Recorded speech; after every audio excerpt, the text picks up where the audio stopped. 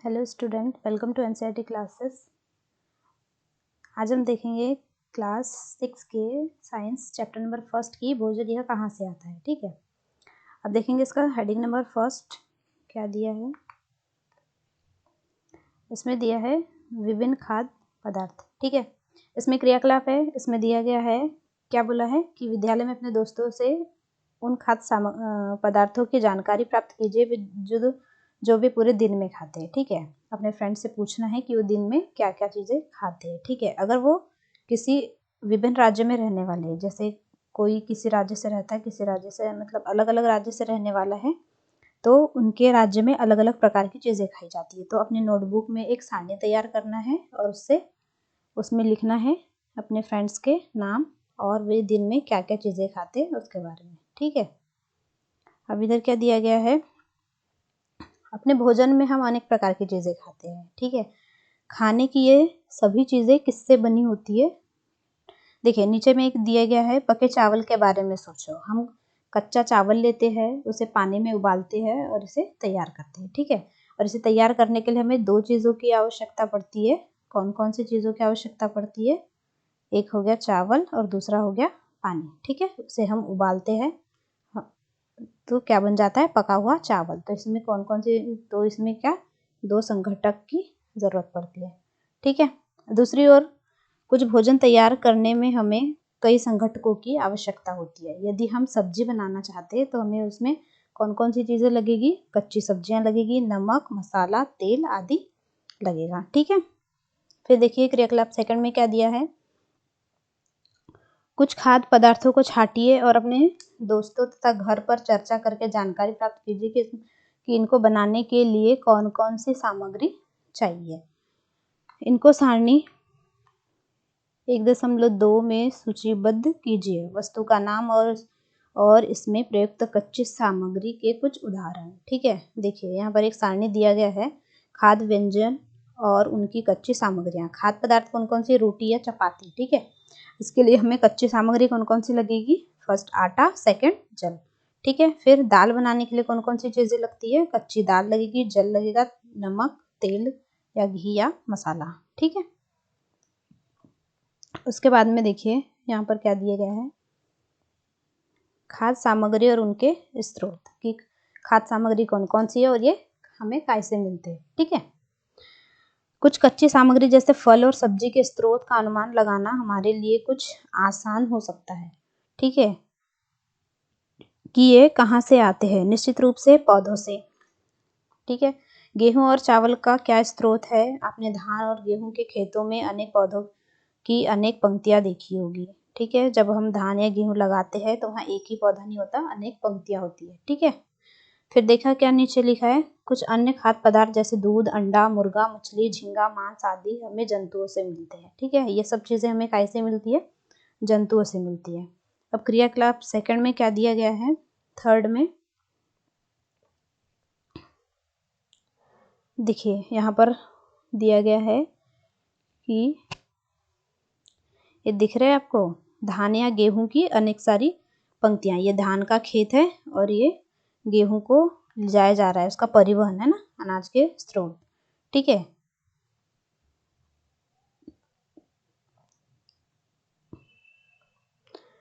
तो क्रियाकलाप थर्ड से हमें यह निष्कर्ष निकालते हैं कि पौधे विभिन्न खाद्य संघटकों जैसे कि अन्न, सब्जी तथा फल इत्यादि के स्रोत हैं। ठीक है, जो जंतु से हमें दूध, मांस, अंडे तथा अन्य जानतव उत्पाद प्राप्त होते हैं। गाय, बकरी तथा भैंस दूध देने वाले कुछ सामान्य पशु हैं। दूध एवं विभिन्न दुग्ध उत्पाद जैसे कि मक्खन और क्रीम। ठीक है, दूध हमें कैसे मिलता है, गाय या भैंस से मिलती है। ठीक है, और दूध से क्या, मक्खन या क्रीम बनाई जाती है। ठीक है, अब देखिए यहाँ सारणी में क्या दिया है, खाद्य व्यंजन और संघटक जिससे वे बने हैं तथा उनके स्रोत। अब ये काय से बने हैं, देखो खाद्य पदार्थ में क्या दिया गया है, इडली। इडली के लिए कच्ची सामग्री कौन कौन सी लगेगी, चावल लगेगा, उड़द की दाल, ठीक है, नमक और जल। और ये स्रोत, इसका स्रोत का क्या है, पौधा। चावल कैसे मिलेगा हमें, पौधा से, उड़द की दाल भी हमें पौधे से मिलती है। ठीक है, उसके बाद में चिकन करी। चिकन करी के लिए हमें कौन कौन सी चीज़ें लगेगी? चिकन, मसाला, तेल, घी और पानी, ठीक है। और चिकन कैसे मिलता है हमें? जंतु से, ठीक है। इसका स्रोत जंतु है। तेल, घी, मसाला ये सब हमें कैसे मिलेंगे? पौधे और जंतु से, ठीक है। उसके बाद में बनाएंगे हम खीर, ठीक है। तो खीर के लिए क्या क्या लगेगा? दूध, चावल, चीनी। तो दूध हमें मिलेगा जंतु से, चावल मिलेगा पौधा से और चीनी भी हमें पौधे से मिलती है, ठीक है। उसके बाद में घी, पनीर, दही का उपयोग संसार के प्रत्येक क्षेत्र में किया जाता है। क्या आप कुछ अन्य जंतुओं के नाम बता सकते हैं जो हमें दूध देते हैं? ठीक है, गाय भैंस देती है, बकरी देती है, ठीक है। और भी ऊँट का दूध निकालते हैं। अनेक अनेक अलग प्रकार के राज्यों में कई प्रकार के जंतुओं से दूध निकाला जाता है, ठीक है। अब हम यहाँ देखते हैं भोजन के रूप में पौधों के भाग और जंतु उत्पाद, ठीक है। पौधे हमारे भोजन का एक मुख्य स्रोत है। हमें पौधे के कौन से भाग का उपयोग खाद्य पदार्थ के रूप में करते हैं? हम पत्तियों वाली अनेक सब्जियां खाते हैं, जैसे कि अभी ठंडी के सीजन में क्या चलता है? भाजियां निकलती है ना, तो वो क्या है? पत्ते हैं, जिसका हम खाद्य सामग्री के पदार्थ के रूप में उपयोग करते हैं। कुछ पौधे के फलों को भोजन के रूप में खाते हैं, ठीक है। कभी हम जड़, कभी तना, तो कभी पुष्प भी भोजन के रूप में खाते हैं। कभी आपने सीताफल देखा ना? आपने सीताफल, तो सीताफल के फूलों को चावल की पिट्ठी में डुबोकर व तलकर पकौड़ी बनाकर खाया है, ठीक है। कभी आपने खाया है? हमने तो नहीं खाया, ठीक है, पर ट्राई करना। कुछ पौधों के 2 या 2 से अधिक भाग खाने योग्य होते हैं। उदाहरण के लिए सरसों के बीज से हमें तेल प्राप्त होता है और उसके पत्ती का उपयोग हम साग बनाने के लिए करते हैं, ठीक है। अब क्या बोला है?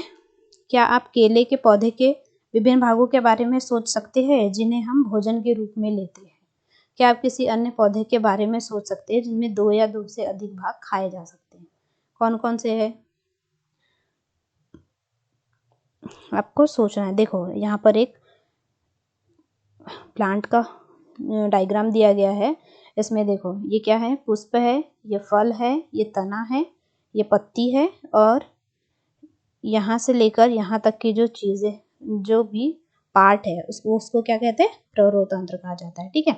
अब यहाँ पर एक दिया गया ये पत्ती और ये जो तना होता है, ठीक है, इसके बीच का जो ये जॉइंट है, इसे क्या कहा जाता है? नॉड, ठीक है। ये आता है नॉड के, ठीक। उसके बाद में फिर जो ये पत्ती है और ये सेकंड जो एक पत्ती निकलती है, ठीक है, इसके बीच वाला जो हिस्सा होता है उसे क्या कहता है? इंटरनॉड कहा जाता है, ठीक। और ये पत्ती और ये जो एक शाखा निकलती है उसके बीच में जो एक छोटी सी संरचना दिखाई दे रही है उसे क्या कहा जाता है? कलिका कहा जाता है, ठीक है। उसके बाद में आ जाते हैं हम इसके निचले पोर्शन पे, जो कि क्या दिया गया है? एक प्राथमिक मूल और द्वितीयक मूल। जो पहले निकलती है उसे क्या कहा जाता है? प्राथमिक मूल, और उसमें जो शाखाएं निकलती है उसे क्या कहा जाता है? द्वितीयक मूल कहा जाता है। और ये टोटल मिलाकर मूल तंत्र कहलाता है, ठीक है। अब देखिए क्रियाकलाप 4 में क्या दिया गया है? खाद्य पदार्थों में से उन संघटकों को छांटिए जिनका मुख्य स्रोत पौधे हैं। ये पौधे के किन भागों से प्राप्त होते हैं और इन खाद्य पदार्थों और पौधों के भागों को सारणी 1.4 के अनुसार सूचीबद्ध कीजिए। अब देखिए यहाँ पर एक आपको सारणी दी गई है, इसमें भोजन के रूप में पौधों के भाग दिया गया है। अब देखिए इधर खाद्य पदार्थ के मुख्य स्रोत की तरह पौधा संघटक या स्रोत, और ये पौधे का भाग जो हमें संघटक देते हैं, ठीक है। अब हम क्या बनाएंगे? बैगन का भरता। तो उसके लिए स्रोत कौन कौन से हैं जिससे कि बैगन का भरता तैयार कर सकते हैं? फर्स्ट क्या है? बैगन, फिर मिर्च मसाले के रूप में अन्य चीज़ें, ठीक है। और ये पौधे का भाग जो हमें संघटक देता है। तो बैगन क्या है? फल है, और मिर्च मसाले भी क्या है? फल, ठीक है। फिर तेल, मूंगफली, सरसों, सोयाबीन या किसी अन्य पौधे से, ठीक है, हमें क्या मिलेगा? तेल मिलेगा। तो ये भी तेल, तो ये जो तेल मिलता है ये सब चीज़ें कैसे मिलती है? हमें बीज से मिलती है, ठीक है। मूंगफली का जो बीज होता है उससे तेल निकलता है, सरसों का बीज, सोयाबीन, ठीक है। तो इन सब चीज़ों से क्या निकलेगा? बीज निकलेगा। अब आपको यहाँ पर ऐसे ही डिशेस देनी है और इसके कौन कौन से स्रोत है और ये हमें कैसे मिलते हैं ये सब लिखना है, ठीक है। अब देखिए यहाँ पर क्या दिया गया है, एक डायग्राम है जिसमें लिखा है अपने आसपास के अनजान पौधे पर यह देखने के लिए परीक्षण न करें कि वे खाने योग्य है या नहीं। कभी कभी ये चीज़ें क्या होती है, विषैली होती है, और अगर यदि हम ट्राई करते हैं तो क्या होता है, फिर नुकसान होता है। ठीक, देखिए क्रियाकलाप 5। मूंग अथवा चने के कुछ सूखे बीज लीजिए। अब इनमें से कुछ बीजों को जल से भरे एक पात्र में डाल दें। ठीक है, फिर उसे एक दिन के लिए छोड़ दीजिए। अगले दिन जल को पूरी तरह निकाल दीजिए और बीजों को गिलास में रहने दें। उन्हें एक गीले कपड़े में लपेटकर एक और रख दें। अब आप बीजों में कुछ परिवर्तन देखते हैं। ठीक है, कुछ परिवर्तन देखे, कभी आपने ऐसा ट्राई किया होगा। ठीक है, क्या एक छोटी सी सफेद संरचना दिखाई देती है आपको? सफेद संरचना दिखाई देती है जो बीजों से बाहर निकल कर आती है, जो जड़ होती है। ठीक है, जो सुबह सुबह क्या होता है, नॉर्मली मूंग हो गया, उड़द हो गया, चना हो गया, इसको भिगोकर रखते हैं एक गीले कपड़े में, और उसका जब वो अंकुरित हो जाता है उसके बाद में इसे खाया जाता है। ये बहुत ही पौष्टिक होता है। ठीक है, तो ये बीजों से बाहर निकल आती है। यदि हाँ तो बीज अंकुरित हो गए हैं। यदि आपको ऐसा लग रहा है कि बीजों से कुछ वाइट संरचना बाहर आ रही है तो मतलब वो क्या है, अंकुरित हो गया है। यदि नहीं तो बीजों को पानी में फिर से धोना है, फिर पानी निकाल देना है और उसे गीले कपड़े में ढककर अगले दिन के लिए रख देना है। ठीक है, क्या उस दिन आपको बीजों से बाहर निकलता हुआ एक छोटा सा अंकुर दिखाई देता है? ठीक है, अंकुरों को सावधानी से धोकर आप इन्हें खा सकते हैं। ये उबाले भी जा सकते हैं और इसमें हम कुछ मिर्च मसाले मिलाकर स्वादिष्ट बनाकर भी खाते हैं।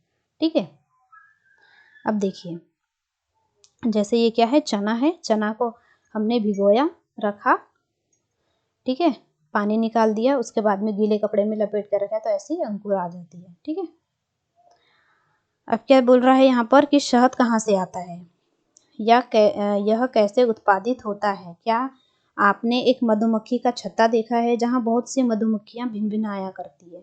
ठीक है, आपने नॉर्मली मधुमक्खी का छत्ता तो देखा ही होगा जहाँ पर बहुत सारी मधुमक्खियाँ होती है ना, जिससे हमें क्या मिलता है, शहद मिलता है। अब ये शहद बनता कैसे है? मधुमक्खियाँ फूलों से मकरंद यानी मीठा रस एकत्रित करती है और उन्हें अपने छत्ते में भंडारित करती है। ठीक है, फूल और उनका मकरंद वर्षा के केवल कुछ समय में ही उपलब्ध होता है, अतः मधुमक्खियां इस मकरंद का भंडारण कर लेती है ताकि पूरे वर्ष इसका उपयोग किया जा सके। ठीक है, हम ऐसे छत्तों में मधुमक्खियों द्वारा भंडारित भोजन का शहद के रूप में उपयोग करते हैं। मधुमक्खियां क्या करती है, हर फूलों पे जाती है, उसका जो रस होता है मीठा मीठा उसे लाती है और अपने छत्ते में भर देती है ताकि इसका साल भर यूज कर सके। ठीक है, उसके बाद में हम क्या पढ़ेंगे कि जंतु क्या क्या खाते हैं। ठीक है, अब देख लेते हैं जंतु क्या क्या खाते हैं। क्या आपके घर में कई ऐसे पालतू पशु है जिसकी आप देखभाल करते हैं? ठीक है, अपने घरों में ऐसे बहुत से पालतू पशु होते हैं जिसकी हम देखभाल करते हैं, जैसे कुत्ता, बिल्ली, भैंस या बकरी। ठीक है, फिर आपको इसकी जानकारी भी अवश्य होगी कि वे पालतू जानवर क्या खाते हैं। अन्य जंतु क्या खाते हैं? क्या आपने कभी गिलहरी, कबूतर, छिपकली या छोटे से कीट को खाना खाते देखा है आपने?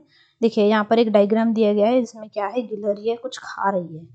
ठीक है, और यहाँ पर क्या लिखा है, गिलहरी अखरोट खाते हैं।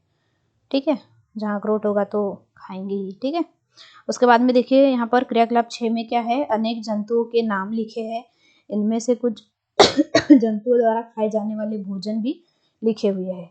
सारणी में रिक्त स्थानों की पूर्ति कीजिए। अब देखिए यहाँ पर बहुत सारे जंतु दिए गए हैं और इनके द्वारा खाई जाने वाली चीजें हैं। ये कौन कौन से भोजन खाते हैं, जैसे कि भैंस क्या खाएगी, घास खाएगी, खली, भूसा, अनाज और पत्ती।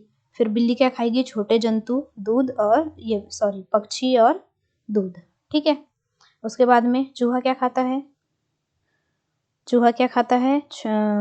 चूहा अनाज खा लेता है। ठीक है, जो हमारे घरों में अनाज होता है वो खा लेता है, और छोटे मोटे कीड़े मकोड़े। ठीक है, शेर तो मांस खाता है, बाघ भी मांस खाता है, मकड़ी छोटे मोटे कीड़े मकोड़े खाती है, छिपकली भी छोटे मोटे कीड़े मकोड़े खाती है।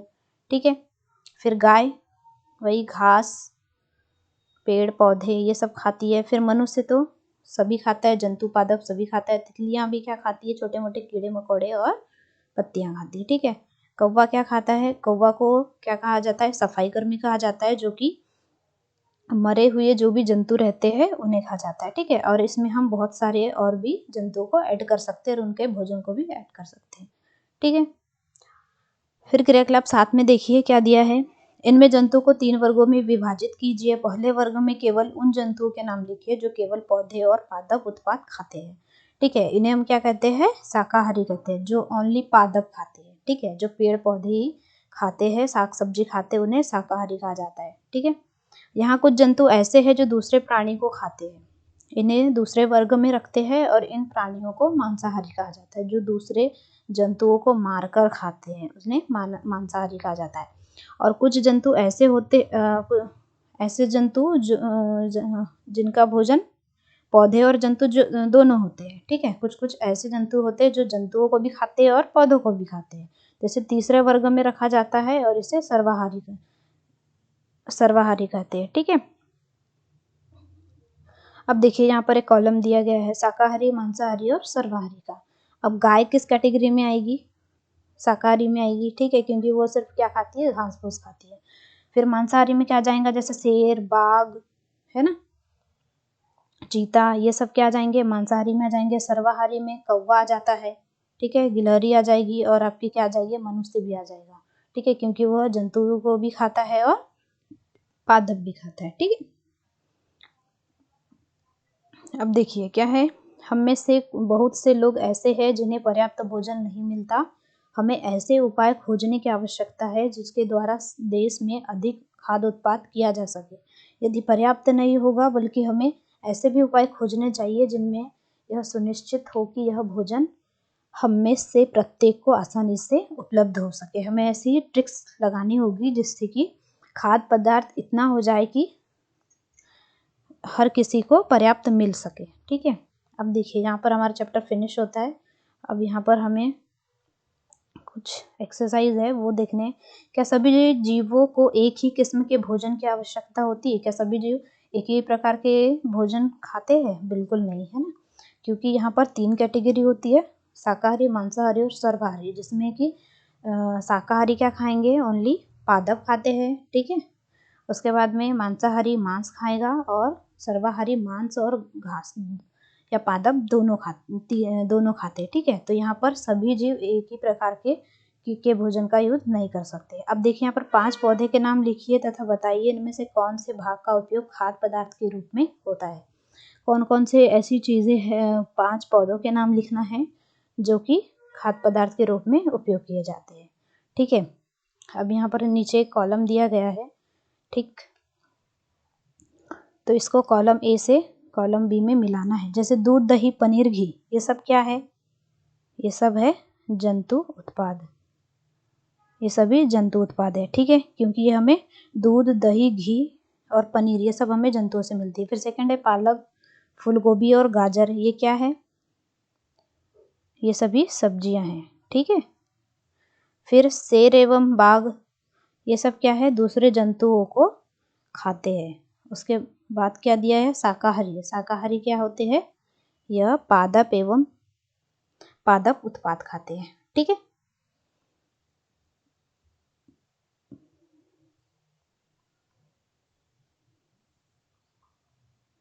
अब देखिए यहाँ पर 4 और एक दिया गया है, यहाँ पर हमें रिक्त स्थान की पूर्ति करना है, ठीक। फर्स्ट दिया गया है, बाघ एक खालिस्तान है क्योंकि यह केवल मांस खाता है। तो बाघ क्या है, बाघ मांसाहारी है, ठीक है।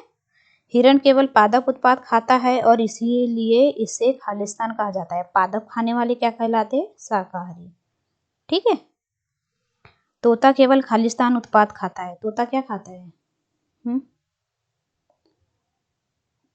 तोता पादप खाता है, ठीक है। जो खालिस्तान हम पीते हैं वह प्रायः गाय, भैंस या बकरी से प्राप्त होता है, इसीलिए यह जंतु उत्पाद है। जंतु उत्पाद कौन सा है, दूध है ना, जो हम पीने के लिए यूज करते हैं, ठीक है। फिर हमें चीनी खालिस्तान से मिलती है, कैसे मिलती है चीनी, गन्ना से, ओके।